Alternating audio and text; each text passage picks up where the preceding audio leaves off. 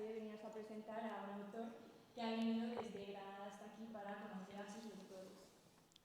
Estamos hablando nada más y nada menos que de Jesús Montiel, que es un autor que nos hace mucha ilusión presentar, ya que gracias a una asignatura que tenemos, hemos tenido la oportunidad de leer algunas de sus obras.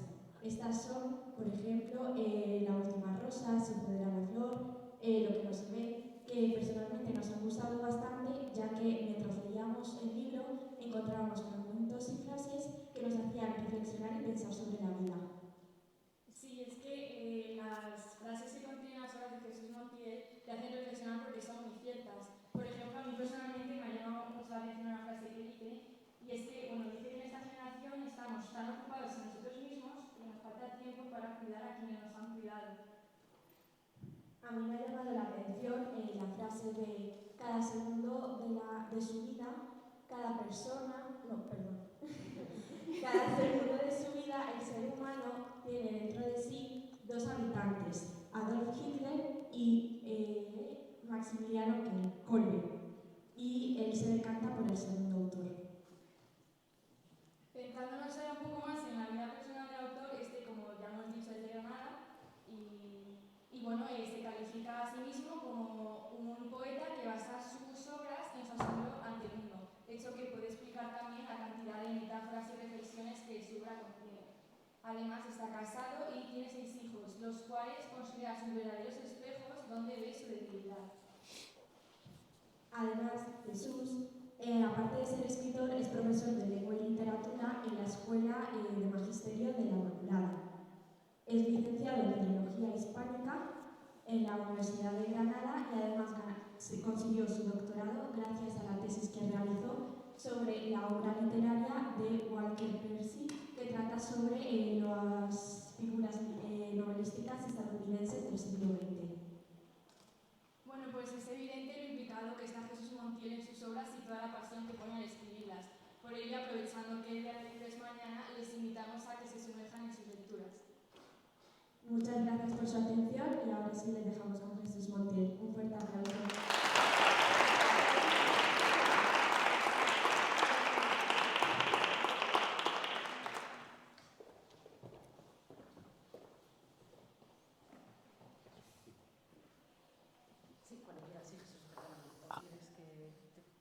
Bueno, no, primero daros las gracias a las estupendas presentadoras que, vamos, me ha dejado alucinado, se las han aprendido todo de memoria, las pobres, y no sé, si conversar, si yo estoy a vuestras órdenes. Vale, mira, uno de los libros, Sí. los alumnos que están aquí, uno de los libros que se han leído es Lo que no se ve, y también Sucederá la flor. Tienen algunas preguntas que hacerte, porque es verdad que las metáforas que escribes quizá no hemos llegado a adentrarnos en lo que significan, porque tienen una profundidad que no, bueno, no sé, a lo mejor no lo hemos visto. Entonces, no sé si prefieres que ellas te vayan preguntando acerca de, ¿no? ¿Tienen preguntas preparadas? ¿O quieres contarnos cómo surgió para ti, o sea, cómo fue todo ese germen, ¿no? De lo que no se ve, o sea, cómo nació este libro? El significado del título, la verdad es que nos intriga bastante, porque no sabíamos muy bien, teníamos un poquito de... Bueno, estábamos esta mañana decidiendo qué significaba exactamente. Bueno, pues si os parece, os cuento un poco el germen del libro y conversamos. Bueno, pues este libro, o sea, me cuesta porque ahora estoy en lo que estoy escribiendo ahora y lo escribí, en realidad no hace tanto, en una época personal quizá dura, un poco de apocalipsis, ¿no?, de terremoto. Y en esa época en la que yo estaba empezando a, no sé cómo decirlo, llevo un tiempo en el que se están cayendo muchas máscaras con las que yo he vivido durante mucho tiempo. O sea, yo creo que llegan momentos en la vida en los que uno se va descascarillando como pasa con el nacimiento, ¿no?, con un huevo. Se va produciendo la grieta, se va descascarillando y nace algo nuevo. Y en esa época, pues, el recuerdo de mi abuela materna, ese gesto de ella doblando la sábana cuando me acostaba allí en el pueblo, cuando yo era pequeño, pues para mí fue ese recuerdo como un bote salvavidas. En esta época de dolor, ¿no?, de sufrimiento, mi abuela supuso para mí como un ancla afectiva, como un ancla. Y no sé, yo me preguntaba por qué este gesto tan tonto, ¿no?, de doblar una sábana lo conservaba, y sin embargo a lo mejor otras cosas que parecen más importantes se me han olvidado. Y al final, dándole vuelta un poco al asunto, pues he llegado a la conclusión de que se me ha quedado ese gesto de mi abuela grabado en la memoria porque mi abuela, mientras doblaba la sábana, mientras la estiraba, estaba presente en lo que hacía. O sea, estaba amando lo que hacía, o lo hacía contemplativamente. O sea, conforme crecemos, siempre estamos divididos, ¿no? O sea, a lo mejor yo estoy hablando contigo, pero estoy pensando, pues tengo que coger el tren a las 7, ¿no? O estamos hablando con alguien de otra cosa y estamos pensando en lo que tenemos que hacer o lo que hemos hecho. Siempre estamos partidos o divididos los adultos. Sin embargo, el niño siempre está donde está realmente, está presente en lo que hace, ¿no? Como los contemplativos. Y yo vi en el gesto de mi abuela eso mismo, el estar presente en lo que estaba haciendo. Y en ese gesto, pues yo veo una llamada a vivir así, a vivir contemplativamente, a estar presente en lo que hago y sobre todo volver un poco a esa vida que tenían antes, ¿no? La generación de mis abuelos, una vida quizá más sencilla, más pobre, más elemental, pero mucho más real que la nuestra, mucho más digna, ¿no? O sea, mi abuelo ve una realeza, una estirpe como que se está perdiendo, ¿no?, en la vida de las ciudades con la velocidad, la tecnología y todas estas cosas. Sin embargo, yo veo a mi abuelo, lo hablábamos en la comida, no llevan manchas en la ropa, o sea, tienen poca ropa, pero la llevan siempre cuidada, cuidan las amistades, cuidan el saludar a la vecina. No sé, era una vida quizá más digna, ¿no? Menos epidérmica, mucho más profunda, más con raíz, que es la cosa. Y nada, y entonces empecé a escribir, a tirar de ese recuerdo y salió el libro en pocos meses, o sea, lo escribí en 4 o 5 meses. Tenía escrito La última rosa, que iba a publicar el editor antes que este, pero leyó el manuscrito y le gustó tanto que lo publicó antes. Y, o sea, que La última rosa está escrito antes que este. Y nada, surgió un poco así, como un bote salvavidas, más bien, el recuerdo de mi abuela. Ese fue un poco el germen. Entonces, si queréis pasamos un poco a las preguntas que dan bastante juego, de hecho, porque son preguntas, ¿no?, muy bien pensadas, ¿no? Y no sé quién quería empezar. ¿Quién era? O sea... Sí, usamos el micro, sí, perfecto.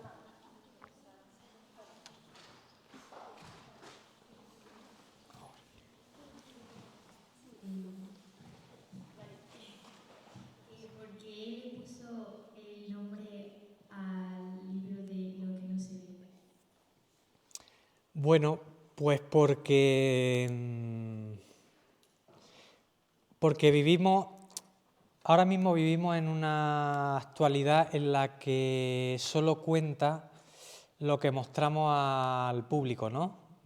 Instagram. O sea, si vamos, por ejemplo, a un lugar que nos gusta, un paisaje, hasta que no hacemos la foto y la publicitamos, sentimos como que no lo hemos disfrutado, ¿no? O sea, yo he visto gente mirando una foto de Instagram de una puesta de sol y decir qué bonito cuando tenía el sol real fuera del móvil y no le hace caso, ¿no?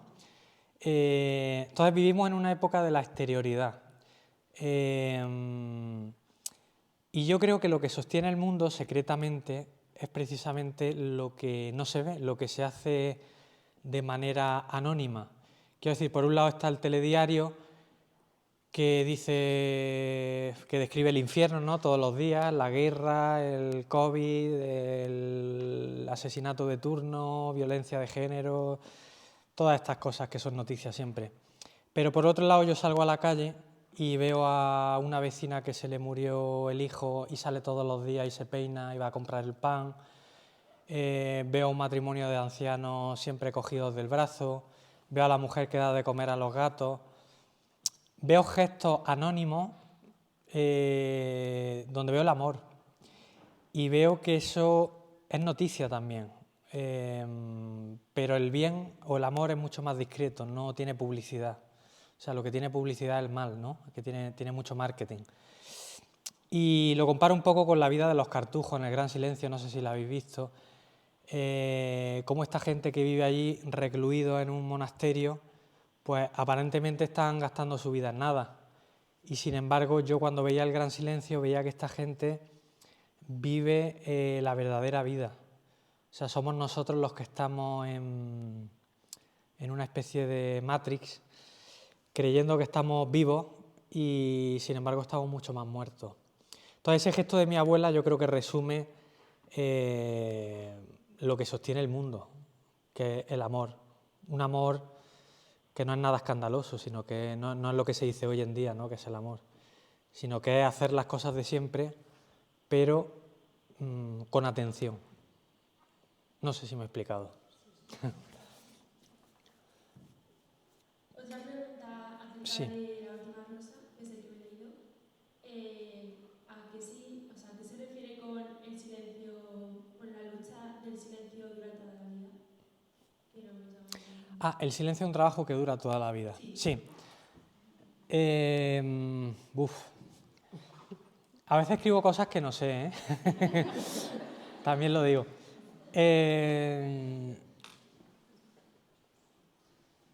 O sea, el silencio empieza cerrando la boca. El silencio literal, ¿no? O sea, yo tengo un amigo que dejó la novia, dejó el trabajo y se metió a Cartujo. Precisamente está ahora mismo en la Cartuja de Miraflores, en Burgos. Los cartujos están callados toda la vida haciendo voto de silencio. Y me acuerdo una cosa que él dijo cuando fui a visitarlo.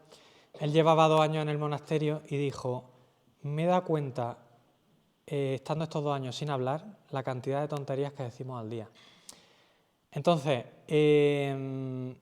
yo siempre vivo con la sensación de que hablamos demasiado, hablo demasiado, opino demasiado. Se ve en las redes sociales, ¿no? Estamos todo el rato opinando, llamando la atención o pidiendo amor a los demás con las cosas que hacemos. Y yo siento una llamada o tengo una atracción hacia el silencio, hacia el anonimato. O sea, mi meta pues, es ser, ¿no?, como la nieve que se derrite, que nutre la tierra, pero de forma anónima. Vuelvo a lo mismo, a lo que no se ve. Y a ese es el silencio que digo que dura, que es un trabajo que dura toda la vida, el llegar a esa humildad de la nieve, a la humildad de la flor que vive en la orilla de un camino y es perfecta, pero no llama la atención. Yo aspiro a llegar a eso. Ahora me falta muchísimo y eso es lo que intento un poco decir con esa frase. Si no me entendéis, me lo decís tranquilamente, ¿eh? O sea, no sé. Una pregunta, Jesús, ¿por qué aconsejarías o recomendarías a la gente de hoy? Quizás la pregunta que alguien iba a hacer, pero me adelanto, ¿vale? Perdón, que no me veis. Ay. Sí, es que estoy en mi límite, claro. Bueno, igual. Mi pregunta, Jesús, es... Sí. ¿Por qué recomendarías a un joven del siglo XXI leer poesía cuando se trata de un género, que lo hemos hablado en la comida, pero que apenas se lee, que es difícil, que es un poco hermético, o que al menos creemos que es hermético? No sé si por qué es la pregunta, pero ¿por qué tendríamos que leer más poesía? Es que yo cuando tenía su edad no leía poesía. De hecho, De hecho, yo, aunque no lo parezca, yo era un mal alumno. Yo empecé siendo un mal alumno. Repetí tercero de la ESO, por mala conducta. O sea, hubo una época en la que viví en Mordor. No me gustaba leer porque mi padre me obligaba a leer. Y empecé a escribir poesía antes que a leer poesía. O sea, es curioso. O sea, entiendo perfectamente a quien no le gusta leer y a quien dice que la poesía es difícil, porque yo he estado en ese lado, ¿no? Entonces yo no sé por qué hay que leer poesía, o sea, pienso que no hay que leer como obligación o como deber. Ahora, quien no entiende la poesía, o sea, quien no lee poesía o dice que no la entiende es porque no sabe lo que es la poesía. Pues la poesía vive fuera de los libros de poesía. O sea, la poesía es este gesto de mi abuela, la poesía es un rostro humano, el hijo que viene y te saca de tus casillas, es tu mujer, es un árbol. O sea, la poesía al final es una mirada. Y los poemas lo que intentan es un poco traducir eso que uno experimenta en esos momentos de plenitud o de vida real, ¿no? Pero es un eco. Entonces es verdad que muchas veces el lenguaje que utilizan los poetas es difícil, es complicado y hace falta adiestrarse, ¿no? Para llegar a comprenderlo.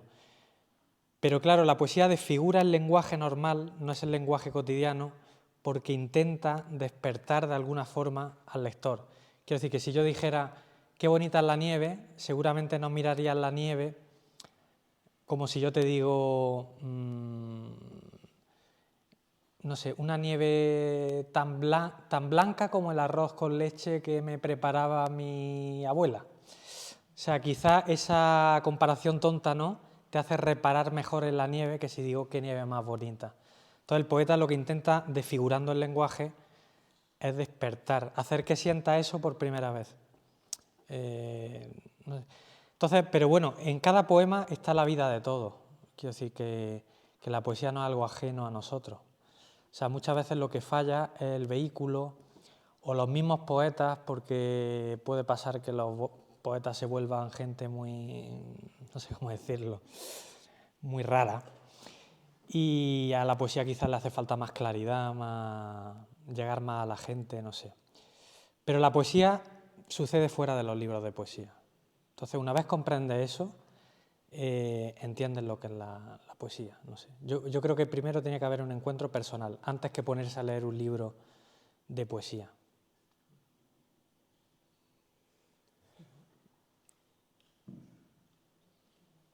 Yo tengo una pregunta como escritor, ¿qué fue lo que hizo que descubrieras el amor por la lectura?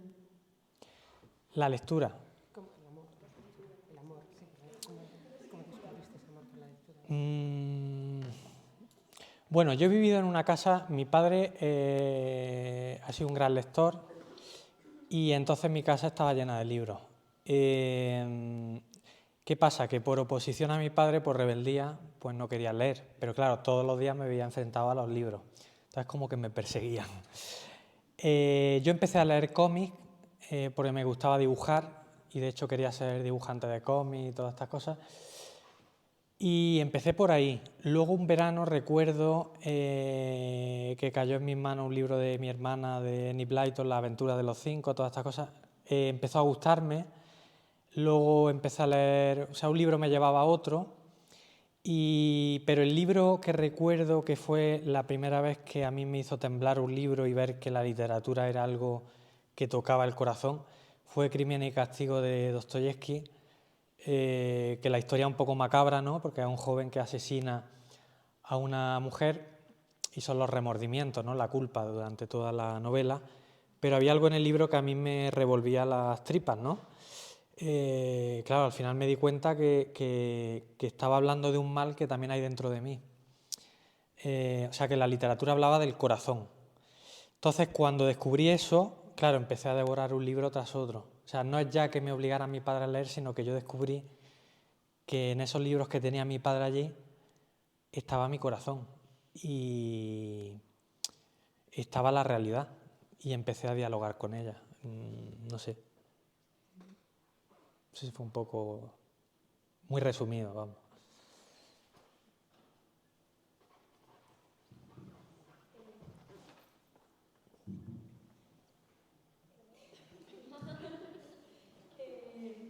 A ver, sí. Hemos visto alguna entrevista tuya en la que has dicho que cada libro que escribes como que te vas sanando porque te vas quitando tuyo y dejas paso a la realidad tal y como es. ¿Qué significa eso para ti? Bueno, Ariadna y yo somos viejos amigos. Bueno, significa que... O sea, yo estoy convencido de que lo que decía antes, cuando vamos cumpliendo años, nos vamos llenando de opiniones, de juicios sobre las cosas, vamos poniendo etiquetas a las personas, no, pues este es de derecha, este es de izquierda, este es tonto, este es listo, este me cae bien, este me cae mal. Vamos mirando todo con un filtro. Entonces, el corazón se va llenando como de capas de grasa, ¿no?, que van cubriéndolo. Y dejamos de ver la realidad tal y como es. O sea, ya vemos nuestra realidad, la realidad que hemos fabricado, pero no la de verdad, la vida real. Entonces, yo descubrí en los momentos de crisis, cuando nos pasa un sufrimiento grande, una enfermedad, lo que sea, esa cáscara con la que nos protegemos se rompe. Y entonces aflora lo que somos realmente. A mí me pasó con el cáncer de mi hijo. O sea, de pronto llega un acontecimiento que te quita todas las caretas y te enfrenta a la vida tal y como es. Y la vida es maleducada, la vida es salvaje, o sea, no puedes decirle dame la pata, ¿no? La vida te pega bofetadas, os pegará bofetadas, y quien os diga lo contrario os hará un flaco favor.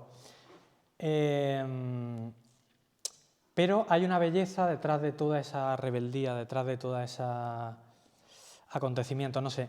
Entonces yo intento, cuando digo apartar el yo, intento llegar a la esencia del corazón para mirar la realidad.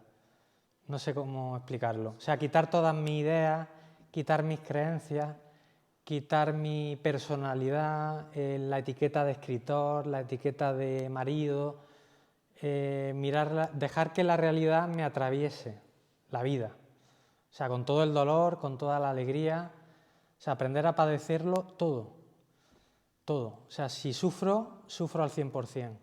Si me alegro al 100%. Pero no impedir que la realidad me toque. O sea, porque vivimos como protegiéndonos, ¿no? Vivimos con miedo.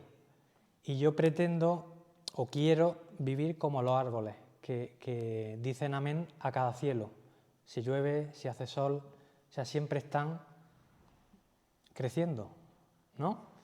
Pues igual, yo pienso que crecemos, ya llueve, ya truene, ya estés enfermo, ya estés sano, ya seas guapo, ya seas feo, en cualquier circunstancia, si uno aprende a vivir como un discípulo de todo lo que ocurre. ¿No? No sé. Ah, vale. ¿Queréis preguntar más? ¿No? Bueno, tenía una pregunta, pero se me ha olvidado. Así que, bueno, tengo otra, así que. Después de la pandemia, ¿ha cambiado tu forma de escribir o de percibir las cosas por todo lo vivido? Todos lo hemos vivido, pero por todo lo vivido últimamente. No. No, quizá porque antes de la pandemia ya he tenido situaciones que me han obligado a, por ejemplo, los 2 años en oncología infantil fue un confinamiento. O sea, tuve a la realidad obligándome a estar encerrado en un sitio que me disgustaba. No, o sea, yo creo que el confinamiento ha sido una oportunidad y sobre todo ha hecho caer muchas máscaras también. O sea, la antigua realidad, lo que se llamaba la normalidad de antes, era menos normal que lo que hay ahora. No sé si me explico. O sea, lo normal es que enfermemos y nos morimos. Esa es la realidad. Lo que teníamos antes era una burbuja donde nos creíamos aquí en Occidente que éramos inmortales con el bienestar y todas estas cosas, que no es tanto bienestar. Y lo que ha traído el COVID y el confinamiento es la verdadera normalidad, que es la que han vivido nuestros abuelos. O sea, hay guerra, hay epidemias, la gente enferma y nos vamos a morir todos los que estamos aquí. O sea, esa es la normalidad de todos los tiempos. Entonces, la gente que ha sufrido en el confinamiento yo creo que es la gente que vive protegiéndose. O sea, que no quiere lo que estamos hablando, aceptar la realidad, que huye de la muerte, que huye de la enfermedad o que huye de su pareja porque de pronto te ves en el confinamiento enfrentado a esa persona con la que te veías solamente para cenar, pues te ves las 24 horas, ¿no? Muchos matrimonios se han roto a raíz del confinamiento también. Muchas depresiones, mucha ansiedad. Pero yo creo que al final ha sido una bendición en ese sentido. O sea, nos ha puesto de cara a lo que hay dentro de nosotros. Y a veces pues no nos gusta lo que... O sea, a veces la medicina sabe amarga, pero nos cura. Pero escribo igual, o sea, no creo que haya cambiado nada. O al menos que yo lo note, no sé.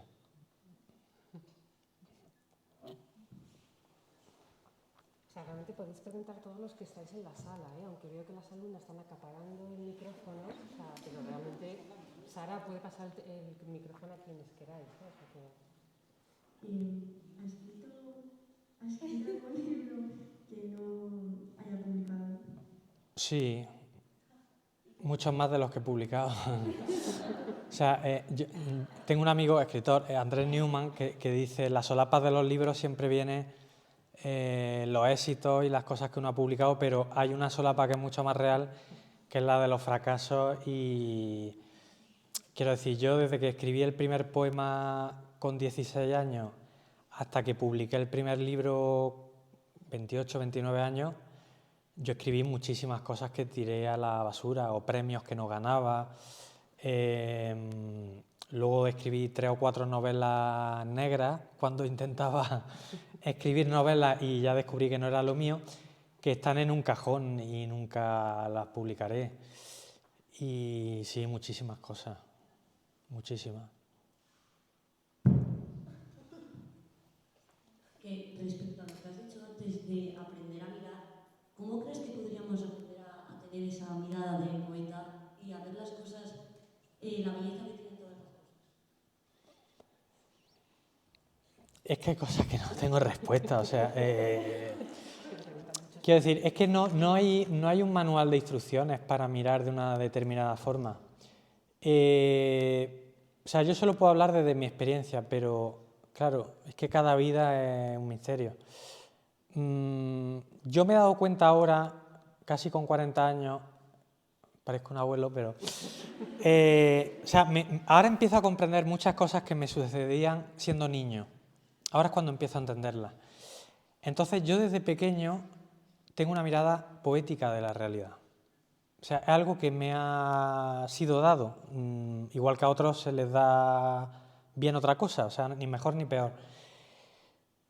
Y es una mirada que he ido educando con el tiempo. Pero una cosa que me ha ayudado mucho a mirar la vida, a vivir en el ahora, es el sufrimiento. O sea, lo contrario de lo que dicen ahora, ¿no? O sea, a mí lo que me ha hecho madurar o dar fruto es precisamente el pasarlo mal.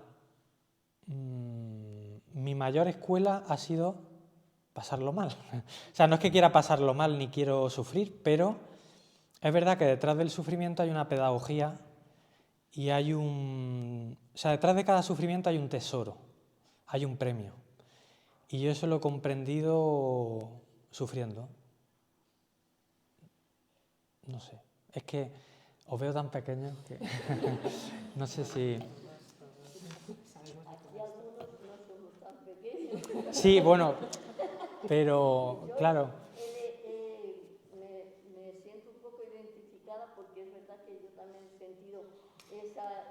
afán de escribir poesía sin tener ni idea desde pequeña.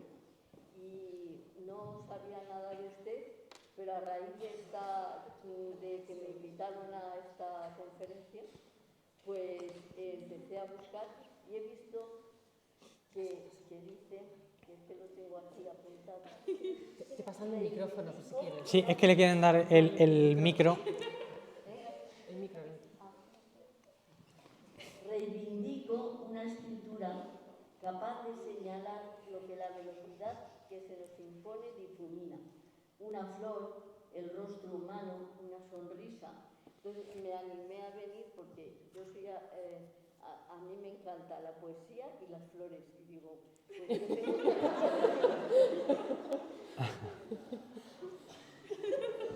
Sí, sí. ¿Qué quiere decir reivindico? ¿Qué reivindica?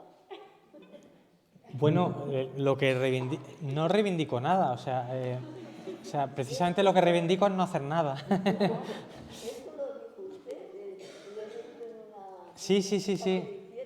Sí, puede ser, pero ya digo que muchas veces digo cosas que no comprendo. Bueno, lo que creo que quiero decir, lo que intentaba decir ese Jesús, o sea, las cosas sin importancia, lo que he dicho antes, las cosas que no tienen publicidad, al final son las cosas más importantes. O sea, yo creo que lo que vamos a recordar en el instante antes de morir no son las cosas que apuntamos en la agenda, sino las que no estaban apuntadas, ¿no? O sea, seguramente recordaremos un rostro, una voz, una luz, una habitación. Esas son las cosas que... la biografía secreta de cada uno, ¿no? La verdadera biografía. Y esas son las cosas que a mí me interesan, las que me importan, las cosas de... La biografía del corazón, ¿no? No de la cabeza ni del dinero.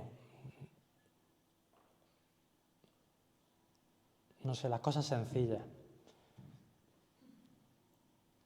También veo que los poetas, así que yo voy leyendo, porque hace poco cuando me he aficionado a leer yo poesía, pues hacen poesía detrás como de un sufrimiento. Es verdad lo que usted antes ha explicado, como que el sufrimiento como que hace ver más cosas. Eso lo he visto yo también al leer poesía. Sí, o sea, yo el dolor lo veo como una excavadora que arrasa o destruye, pero muchas veces después de la destrucción de la excavadora se descubre una ciudad antigua llena de tesoros, ¿no? Pues yo creo que tras el destrozo que muchas veces trae la vida o el sufrimiento, o sea, el sufrimiento muchas veces nos revela cosas que había enterradas y que no podríamos ver si no se hubiera destrozado lo que había, ¿no? Jesús, por aquí un poquito más algo personal. Sí. Me voy a atrever a preguntarte dos cosas. Sí. ¿Dónde conociste a tu mujer? Bueno. Y lo segundo, con esos 6 hijos que tenéis, ¿cómo te apañas para sacar tiempo y poder llevar una vida profesional exigente de docencia, poder compaginar con sacar horas, concentrarte, escribir, pasar tiempo con la familia? No sé, es complicado. ¿Cómo concilias? ¿Cómo haces todo un poco posible? Bueno, yo a Loreto, mi mujer, la conocí, bueno, pues con 13, 12 años, pero no salimos hasta los 22, porque ya no quería salir conmigo. O sea, yo le pedí salir con 13 años, pero primero que ya estaba, me dijo, ya estoy comprometida. Y dije, buah, no te voy a volver a hablar. Bueno, y nada, pues mientras tanto di muchas vueltas por Mordor, como he dicho, y con 22 ya la pillé libre y ya no se resistió a mi encanto. No, una cosa que me llamó la atención de ella fue que no le interesaba en absoluto el hecho de que yo escribiera poesía y todas estas cosas. O sea, le importaba... O sea, porque yo muchas veces intentaba ligar con esas cosas, ¿vale? O dibujaba, o sea, era mi forma en fin. Y nada, a ella eso no le interesaba nada, le interesaba lo que había debajo de todo eso. Entonces a mí que me desarmara de esa forma, pues me hizo empeñarme más. Y nada, o sea, no sé, yo, claro, estoy acostumbrado a mi vida, entonces no veo difícil el compaginar. Es verdad que hay días que no tengo tiempo para escribir. O sea, no soy alguien que pase tantas horas escribiendo al día así metódicamente. Yo escribo de manera muy fragmentaria y yo creo que mi prosa es así por adaptación evolutiva. O sea, porque yo no puedo sentarme 5 horas a escribir con los niños y con... Entonces, claro, voy escribiendo en los márgenes del día, en las horas de tutoría en la facultad, porque los alumnos pues no suelen aprovechar la tutoría más que para el día antes del examen. Cuando vengo en tren, pero no voy, no sé cómo decirlo. O sea, yo venía el otro día en tren, también a Madrid, y en una de las paradas del tren vi a una mujer de la limpieza, era las 9 de la mañana, hacía frío, y estaba limpiando un banco de la estación. Y de repente esa imagen, o sea, lo hacía como mi abuela doblando la sábana, con atención, ¿no? Y digo, hay que ver a esta mujer con el frío que hace, la lentitud que tiene limpiando el banco. Y dije, está salvando el mundo esta mujer, aunque no lo sepa. Total, inmediatamente tomé nota de esa imagen. O sea, no es que yo diga, voy a escribir de esto, sino que vivo un poco expectante y cuando algo me golpea, tomo nota. Y luego ya sí pulo la expresión y tal. Pero mi forma de escribir es tomar nota de forma fragmentaria a lo largo del día. A lo mejor cambiando un pañal, me viene de pronto una frase y digo, Loreto, coge el pañal. Me empieza a gritar mi mujer y yo mientras me insulta, pues lo apunto. Y digo, Loreto, pero es que esto es para la humanidad. Y dice, ya. Y así vivo un poco, pero puedo pasar 2 semanas sin escribir nada. Y de hecho mi ideal de vida es acabar sin escribir. O sea, me encantaría dejar de escribir. En el sentido de que me zambulla ya plenamente en la vida real. O sea, no sé si o sea, que no necesite ya bastón para caminar. No sé si te he respondido. Pero... 4 años, son mellizos, y el mayor va a cumplir 12. Claro, el mayor va a empezar ahora Mordor, la adolescencia. Y ya tiene dejes así que me asustan un poco, pero nada, va a ser divertido. Y nada, o sea, mis canas explican mejor, lo explican todo mucho mejor. Sí. Una pregunta, como padre también. En este sentido, la afición a la lectura, ¿no? Que tanto nos preocupa a los padres, pero bueno, que me ha dejado ya muy claro que bueno, que no todo el mundo va a leer mucho o no va a leer como yo quiero, mis hijos me refiero y tal. Entonces, pues, ¿cómo hacer, o sea, cómo intentarlo, por lo menos? O no intentarlo. ¿Me dejas más tranquila si me dices no lo intentes? Pues te voy a dejar súper tranquila. Te voy a dejar súper tranquila porque esto, cuando lo digo en un ambiente literario, o sea, me tiran piedras, pero... Bueno, tengo que confesar con bochorno que yo no le leo cuentos a mi hijo de noche, ni nada. Y no digo que no, o sea, yo soy un mal ejemplo.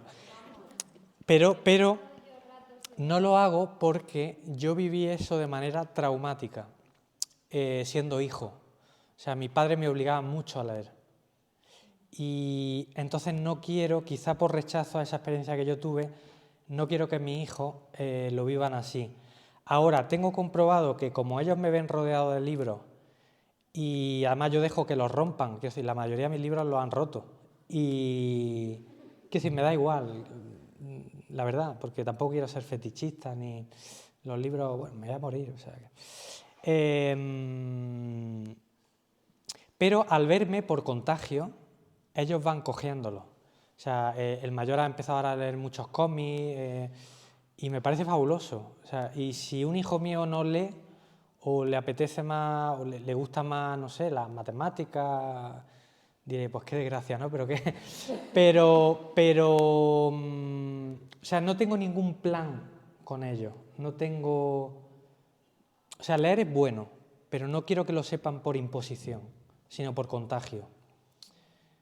Y ojalá les guste y tal, pero si les ayuda a ser felices, si no tampoco. Porque yo conozco gente que lee mucho, pero es muy atormentada, y lee atormentadamente. O sea, a mí eso no me interesa. O para adquirir conocimiento, tampoco. O sea, que te sirva como, pues como cuando vas a una farmacia, eso sí. Pero es que no sé, soy un mal ejemplo, ¿eh? O sea que... Y otra cosa que he leído tuya que me ha llamado la atención, digo, si lo sigues practicando, lo de la abstinencia de Google. La abstinencia de Google, sí. ¿Cómo lo haces? Explícanos un poco, danos No. un consejo. ¿Cómo lo haces? Bueno, yo vivo en guerra conmigo, ¿eh? ¿Para qué? Porque eso tendrá un sentido, claro, lo harás para... Sí.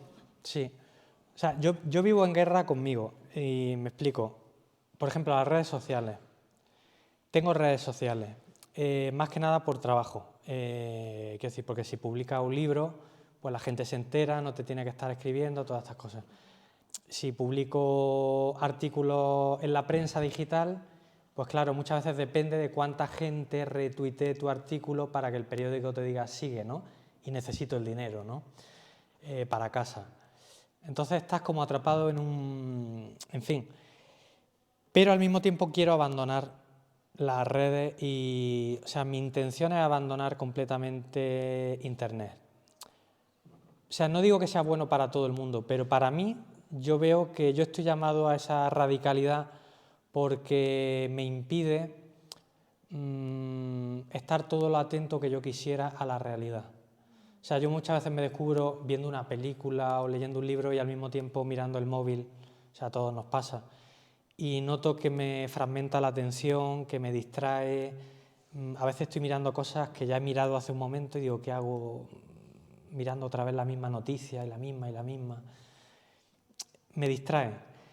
Y quiero quitarlo por eso, porque son como ramas que me impiden ver el paisaje, ¿no? Y no sé, pero estoy en guerra siempre, porque también el ego sigue ahí, o sea, eso es innegable. Y tiene el miedo de, si dejara las redes, la gente sabría que he publicado el libro, la gente me leería igual. O sea, el miedo a la inexistencia, ¿no? O sea, el anzuelo que tienen las redes e internet es que te crees que si las dejas de existir, que es una chorrada.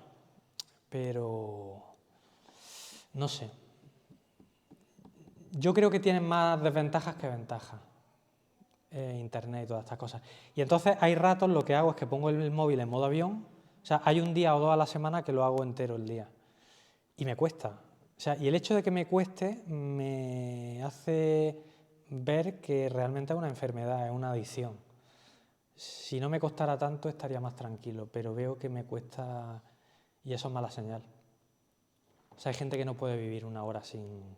Yo lo veo en mis alumnos. Cuando entran en clase yo les obligo a dejar el móvil en la primera banca. Y algunos se cabrean y se van.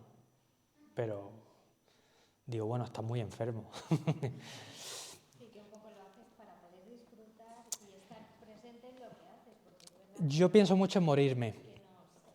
No, lo digo de verdad. O sea, yo pienso mucho en la muerte. Y quiero decir... creo que hoy en día es mucho más difícil morirse que antes, pero es mucho más difícil porque estamos agarrados a muchas más cosas. O sea, a cuantas más cosas te aferres de esta vida, de este lado de la muerte, con más dolor vivirás la pérdida. Cuantas más cosas tengas, más te costará desprenderte. Pero es que tarde o temprano nos vamos a tener que desprender de todo. O sea, obligatoriamente. Entonces yo quiero entrenarme de alguna forma, quiero simplificar para llegar a la muerte más desnudo, más... ¿no? Que es lo que hacen los monjes en el fondo.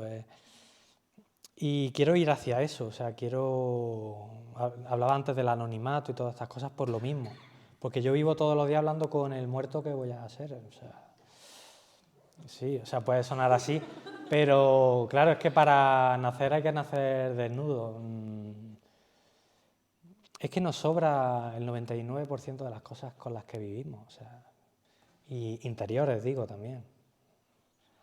No sé. Lo que pasa, Jesús, perdona que interrumpa, que dices tú aquí al final del libro tan bonito de Lo que no se ve, que la muerte lo abrirá y liberará su brillo, ¿no? Ese tesoro que se había hundido bajo el mar, está el cofre, ¿no? Que estaba por fuera enmohecido, lleno de algas, ¿no? Aparentemente. Claro. Pero dentro, o sea, que puede ser lo que es aparentemente hoy en día la carcasa de un anciano, y el tesoro está dentro, y tienes una mirada llena de esperanza. Quizá todos tus libros nos dejan esa palabra, ¿no? O sea, es buen sabor de boca, es esperanza. Sí, bueno, porque hay mucha gente que me dice, pero ¿tú crees en la vida eterna, en la resurrección? Quiero decir, yo no puedo explicar, o sea, no sé reducir a palabras o a una fórmula lo que pueda haber después de la muerte porque realmente no lo sé con certeza. Pero tengo la experiencia en esta vida de que hay cosas que no destruye la muerte. O sea, hay cosas que no se terminan nunca. El amor. Entonces, creo que la muerte, más que la destrucción o un final, es como un autolavado. No sé cómo decirlo. Es como esa mano que abre el cofre del que tú dices. O sea, es algo que más que destruir va a descubrir. Va a descubrir una cosa que no éramos capaces de ver porque estábamos enterrados debajo de nuestras preocupaciones, de nuestros afanes, de nuestros deseos, de nuestra codicia. Entonces yo creo que cuando uno simplifica empieza a vislumbrar esa otra vida que yo creo que veremos cuando cerremos los ojos. Sí. Vale. No sé si... Había una pregunta por aquí. Sara, si quieres... vale. Jimena. O sea, yo soy una persona a la que le gusta mucho escribir, pero a la hora de trabajar con el género de la poesía, no sé si podrías darme algo, dar en general algún consejo. Madre mía. Un consejo. Escribe. No sé. El único taller de literatura en el que yo creo, porque es el que me ha ayudado a mí, es el fracaso. O sea, escribir, sí, o sea, escribir y tirar papeles a la papelera continuamente. Pero uno aprende a escribir escribiendo, uno aprende a andar andando y aprende a nadar nadando. O sea, no hay más. Entonces, hay mucha gente que escribe con vuestra edad, un diario, poemas, porque en esa edad uno tiene, pues, ¿no?, la hormona y todo y pide ser expresado todo, ¿no? Y luego llega una etapa en la que uno deja de escribir. Entonces yo tenía un poeta que me formó de alguna, Miguel Dors, en la facultad, que me dijo, si tú pasas de los 25 años y sigues escribiendo, escribirás toda la vida. Y ahora lo he entendido. O sea, para mí escribir es algo obsesivo. O sea, es algo que yo no he elegido, sino que sigue ahí en todas las edades. Entonces, si tú tienes que escribir, seguirás escribiendo, hagas lo que hagas. O sea, que el tiempo será el que diga si es necesario que escribas o no. Igual que hay 10 niños que pasan delante de un piano y solo uno se detiene a tocar el piano o siente curiosidad por el piano. O sea, no todo el mundo está llamado a lo mismo. Si tú tienes que escribir, yo estoy convencido de que escribirás.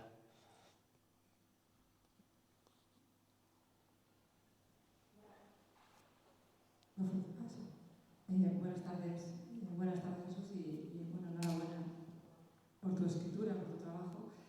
Yo hay una pregunta una idea, una reflexión que he tenido desde que leí en concreto este libro de Lo que no se ve. En la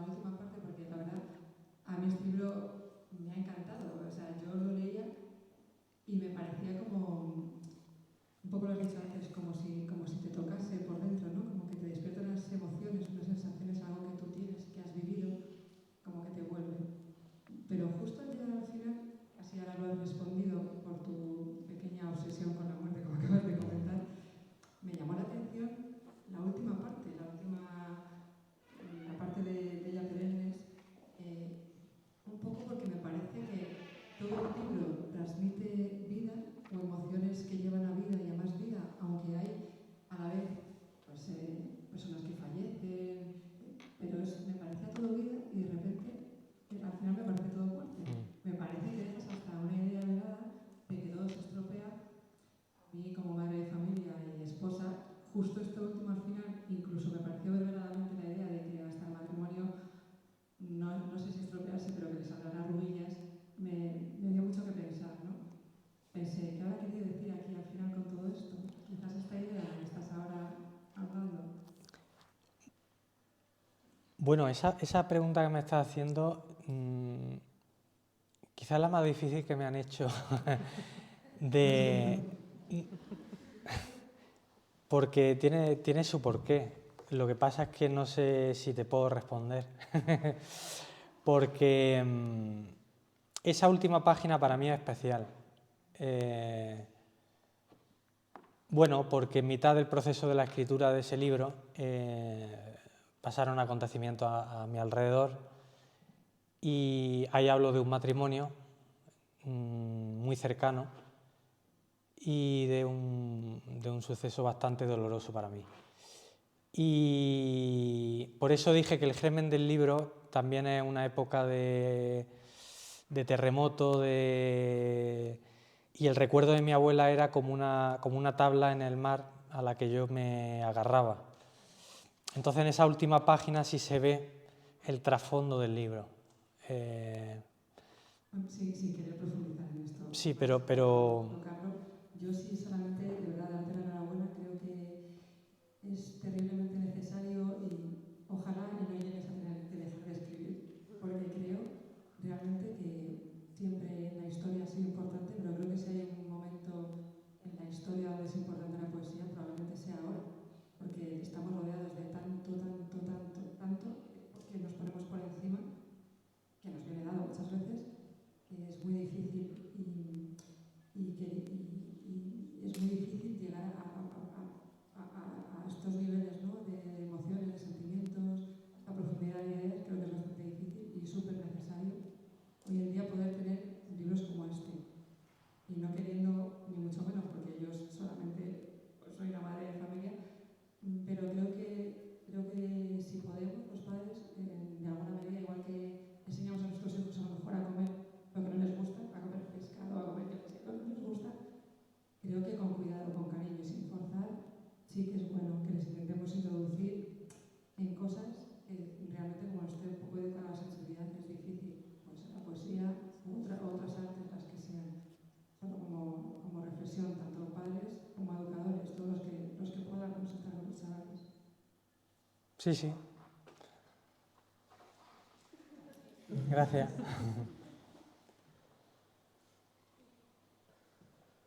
¿Tenéis más? Así.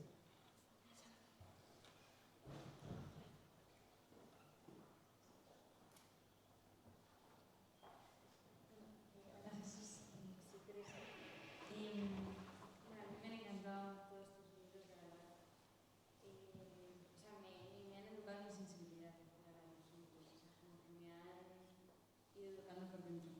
Pues bueno, yo tenía muchísimas preguntas, pero cojo dos para que... Entonces, una era respecto al tema de la sensibilidad.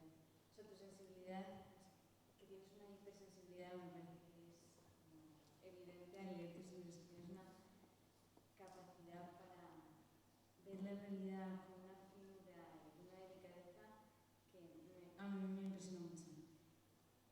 O sea, con todo lo bueno que eso tiene, quería preguntarte si tu sensibilidad a ti también te ha hecho sufrir. O sea, si por tener esa capacidad para percibir con mucha intensidad la realidad, en todo lo bueno que tiene, también te ha hecho sufrir más. Y si alguna vez has querido como ojalá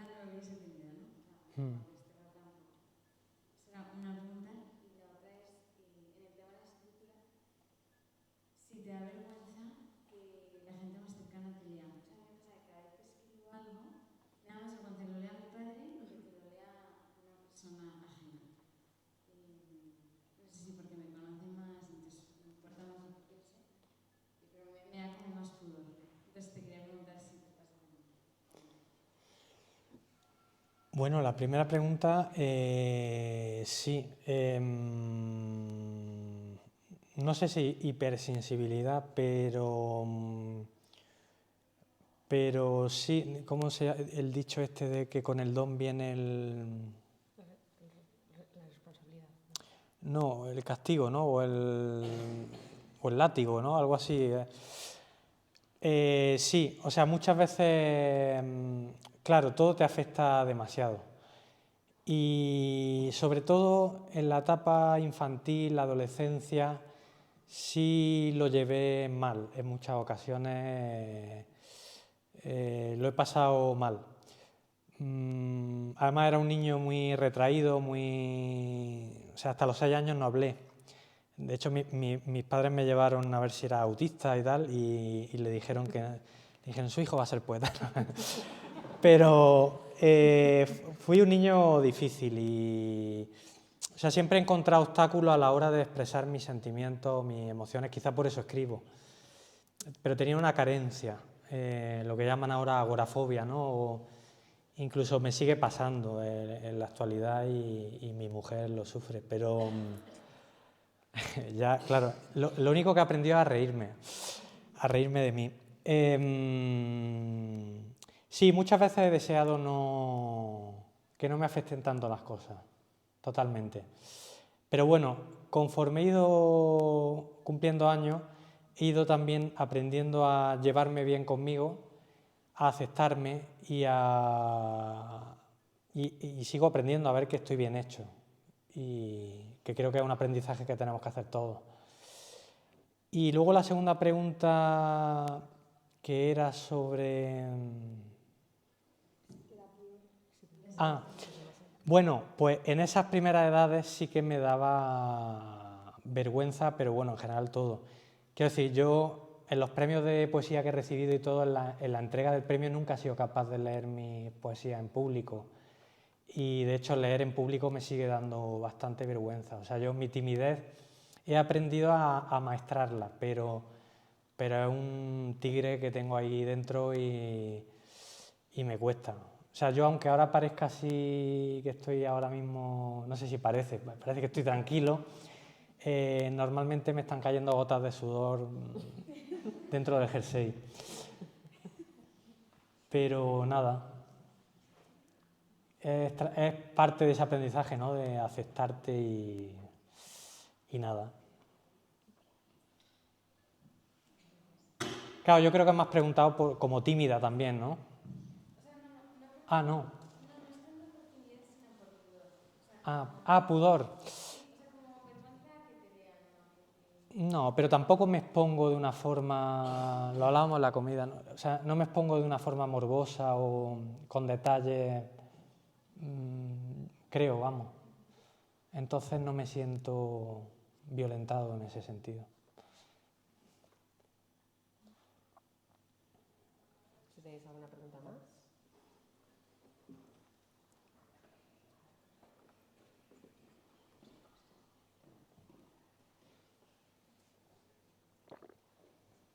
Yo quería preguntarle si una vez escritos los libros, es que no sé cuántos tiene, pero si le gustaba Yo tampoco. escribir otra vez para recordar No, porque no sé cómo explicarlo.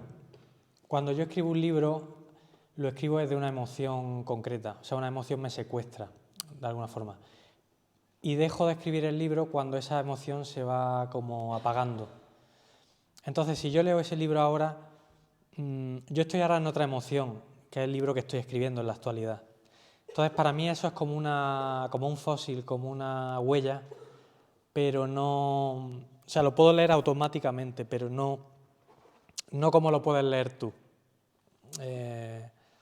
Yo solamente veo letra muerta, o sea, no soy capaz de leerlo.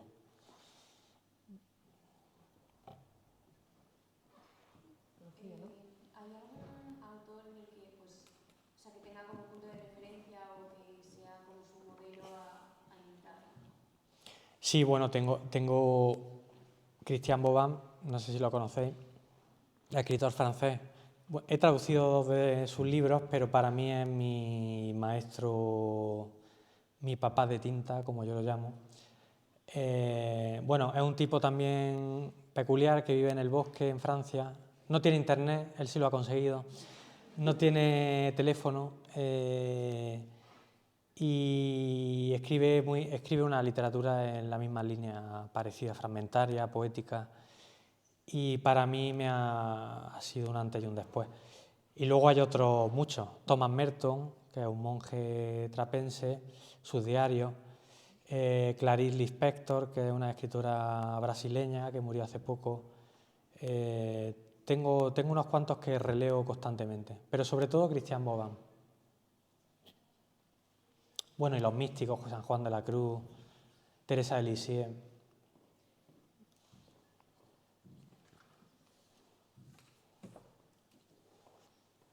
Hola, con respecto a lo que decías de escritura fragmentaria, mi pregunta es, si tú te vas a hacer una emoción para escribir un libro y ese libro está fragmentado, ¿cómo aglutinas esos fragmentos para componer el libro? ¿O son fragmentos que se han ido dando en diferentes situaciones y los aglutinas después para el libro? ¿O es todo del tirón? Porque te basas en una sensación, en un sentimiento, en una circunstancia cotidiana o no lo sé. Depende del libro. Sucederá la flor, por ejemplo, o fueron escritos más como del tirón, ¿no? De hecho, creo que se refleja más, tiene como una unidad, ¿no? Entonces es una emoción que obedezco de forma continua. Luego hay otros libros como Casa de Tinta que han sido escritos más separadamente y son más como anotaciones. O sea, no hay un hilo conductor y luego los voy juntando. O sea, cuando ya he llenado 2 cuadernos o 3, pues empiezo a tachar todo lo que creo que no vale y le empiezo a dar unidad y digo, pues con esto voy a hacer un capítulo, con esto voy a hacer otro. Y hago como un puzzle. Eso es más o menos. Pero tengo es como 2 tipos de libros. Sí, pero es que escribiendo novelas sufría mucho. O sea, porque yo me di cuenta que estaba haciendo algo a lo que no estaba llamado. O sea, sentía que no era yo. Y Christian Boban, el descubrimiento precisamente de su escritura fragmentaria, fue para mí la confirmación de lo que yo tenía que hacer. Porque yo al mismo tiempo estaba escribiendo Nota a pie distante, que eran anotaciones, y una novela negra. Entonces, con Nota a pie distante yo disfrutaba, era como mi número de zapato, ¿no? Y con la novela negra sufría. Y entonces para mí fue como liberarme de, pues eso, de no intentar ser alguien que no soy. Y yo funciono así, con relámpagos, con... Claro, es más fresco, es un tipo de escritura más fresca, entiendo. Sí, o sea, va más con mi manera de sentir, de intermitente. O sea, yo soy así, yo soy como mi escritura. O sea, yo puedo estar un día como muerto sin que me haya pasado nada y de pronto llega la noche, no sé, y veo algo y revivo. Y yo creo que mi escritura es así. Entonces esos momentos de resurrección son los que apunto. O sea, cuando de repente siento que salgo de la tumba, ¿no? De la rutina, de la monotonía. Entiendo que, para ti la escritura es una vocación, porque lo haces desde pequeño. Es respirar. ¿Y entonces cómo No, desde pequeño no, desde los 16. Pero ¿cómo podrías dejarlo y no sentir que te falta algo? Claro, eso es lo que no sé. Sí, seguramente, vamos a ver, quizá nunca deje de escribir y expreso un deseo, pero quizás me haga falta la escritura para morirme bien, o sea que volvemos a la muerte. No es escritor porque publica, es escritor porque escribe. Claro, sí. Es una pregunta que yo se la hago. Sí. Un poco para que ellas no crean que por el hecho de no publicar No tiene nada que ver, y hay mucha gente que publica y no es escritora. O sea que, igual que hay mucha gente que canta y publica álbumes de música y no son cantantes. Claro, o sea, no tiene nada que ver. Jesús, el título, perdona, ¿habéis terminado?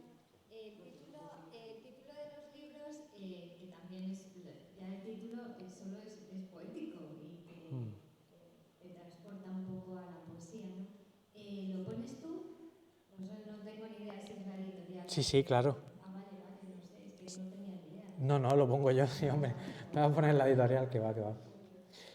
Bueno, este concretamente, este es el único que no he puesto yo tal cual, sino que lo puso mi mujer. Yo no sé cuál iba a ponerle, no me acuerdo, era más feo. Seguro.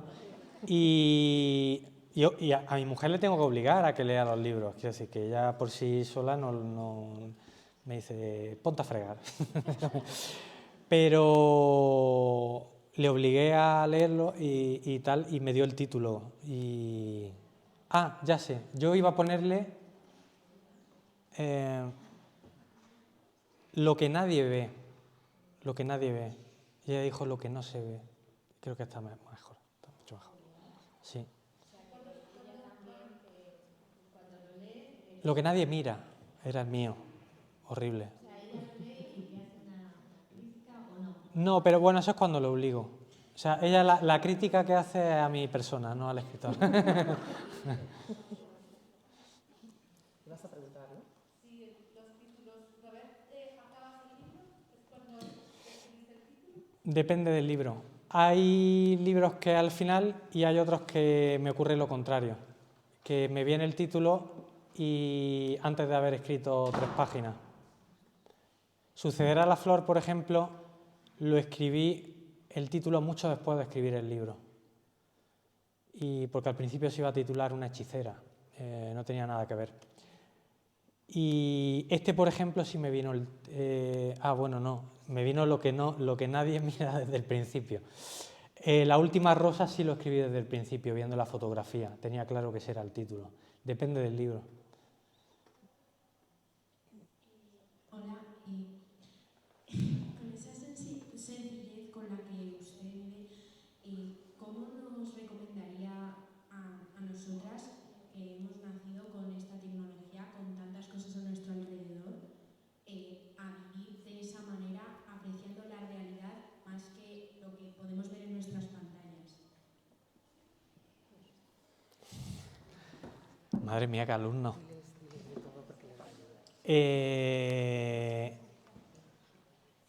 Hombre, yo empezaría fuerte. Yo lo que te animaría es a que tirara al váter el móvil. Primero porque a vuestra edad no hace falta realmente. Es una necesidad artificial.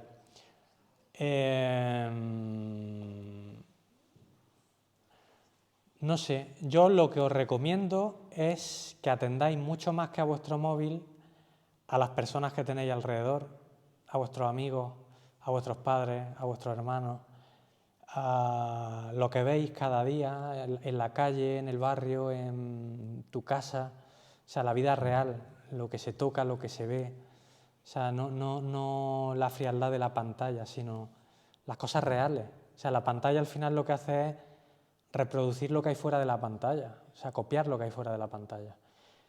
Y además, sobre todo, os da tantas posibilidades de escoger todo al mismo tiempo que al final eso aturde. Y yo he descubierto que no es tanto la cantidad de experiencias, sino la calidad de la experiencia. O sea, elegir solo una cosa y profundizar en ella y no estar eligiendo muchas de forma superficial. No sé si me entendéis. O sea, en Instagram tú vas pasando, ¿no? O en Twitter o en las redes que no sé si tenéis y tal, y vais viendo un montón de cosas, pero no os detenéis con profundidad en ninguna. O sea, es como el que prueba una comida, otra, pero no paladea ninguna. Entonces es mucho mejor comerse un plato de lentejas disfrutándolo que coger un poco de aquí, de allí, al final no disfrutas nada, ¿no? No sé. Y los móviles y la tecnología favorece un poco que no tengáis atención, que estéis siempre como alienados en otra dimensión, aburridos, no sé. Yo he visto a veces a jóvenes hablando por el WhatsApp y están al lado y digo, pero ¿cómo es posible esto? Es una cosa espantosa. Es queréis la última pregunta, ¿vale? O bueno, si tenéis alguna más me decís, pero queréis la última pregunta. ¿Hay algún libro con el que hayas disfrutado más o todos, o sea, escribiéndolo, o todos un poco por igual? Disfrutado. Pues quizá este de mi abuela es quizá el que más he disfrutado, quizá. Yo creo que sí que es el que más he disfrutado de todos. Sí. Luego hay otros que me han costado más. Pero este sí me salió del tirón, porque quizá por el amor que tengo a mi abuela. Pero no me costó nada. O sea, lo pasaba tan bien que no quería que acabarlo, porque de alguna forma estaba hablando con mi abuela todo el tiempo.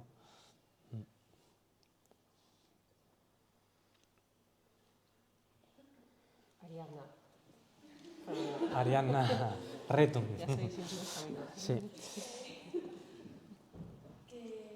Bueno, no sé si que una de las cosas que más me impresionó, que dijo que vivimos olvidados que realmente estamos vivos. Entonces, ¿qué mensaje nos lanza la juventud con esa frase? Porque a mí yo me sentía como, oye, o sea, que me llamó el mensaje.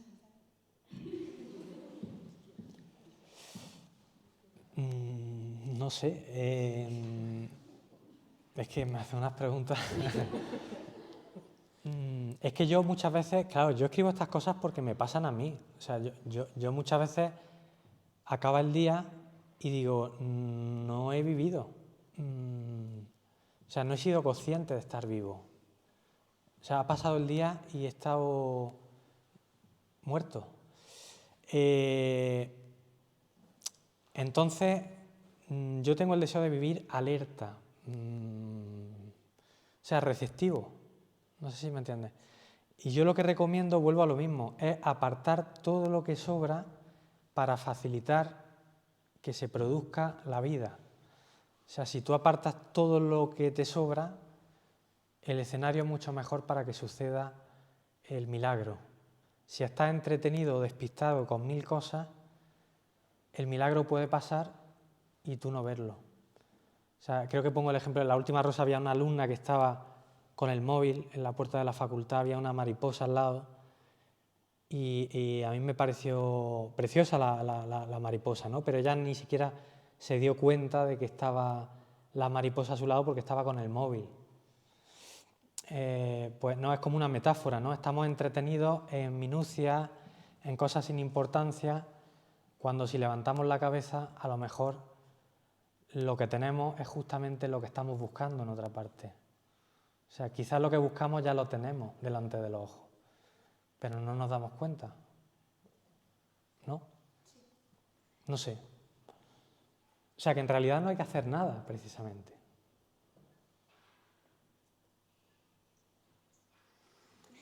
Bueno, Jesús, madre mía. No sé. Sí, estoy pensando en voz alta. Pues nada, yo creo, o sea, si queréis cerrar con alguna observación o algo, o si no, pues nada, agradecerte. No sé si quieres terminar con algún verso, algún poema. Nada.